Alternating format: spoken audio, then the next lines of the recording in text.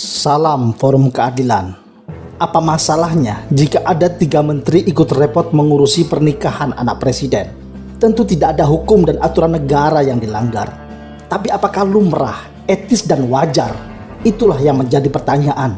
Bayangkan seorang menteri BUMN yang mendapat tugas dari negara untuk mengatur puluhan perusahaan negara dan puluhan ribu pegawai yang di dalamnya menyangkut hajat hidup orang banyak serta pendapatan negara, di mana setiap jam dalam hidupnya selalu ada keputusan yang harus dibuat, rapat yang harus diikuti, lokasi yang harus ditinjau, dan yang lebih penting bahwa hampir seluruh waktu dalam hidupnya digunakan untuk memikirkan agar perusahaan-perusahaan negara itu mampu sebaik-baiknya melayani kepentingan warga dan bagaimana perusahaan-perusahaan itu mencapai performa yang bisa diandalkan oleh rakyat negeri ini.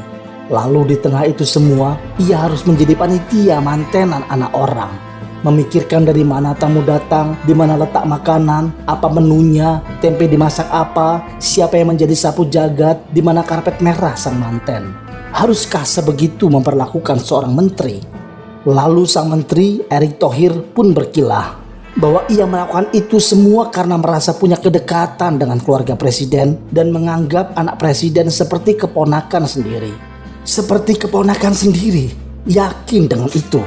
Berarti jika ada keponakan kandung atau bahkan anak kandung yang menikah, dia akan melakukan hal yang sama, mengerjakan tetek bengek seperti itu. Ingatlah Pak Erick Thohir, Pak Budi Karya, Pak Luhut Panjaitan bahwa Pak Jokowi bukanlah majikanmu. Engkau tidak digaji olehnya dan tidak menggantungkan nasib padanya, hingga engkau rela melakukan apa saja yang ia suruh.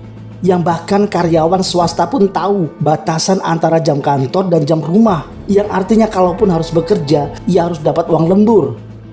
Yang bahkan kalaupun itu perusahaan swasta, jika ada anak bos yang menikah, direktur utamanya pun tidak akan cawe-cawe urusan remeh itu. Semua sudah bisa ditutup mata dan diselesaikan oleh event organizer.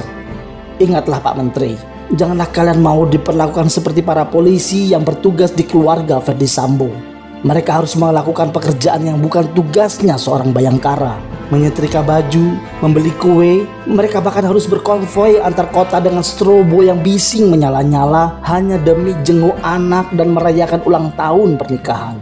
Bangsa ini telah berjuang keras untuk menghapuskan feodalisme sebagai sampah peradaban.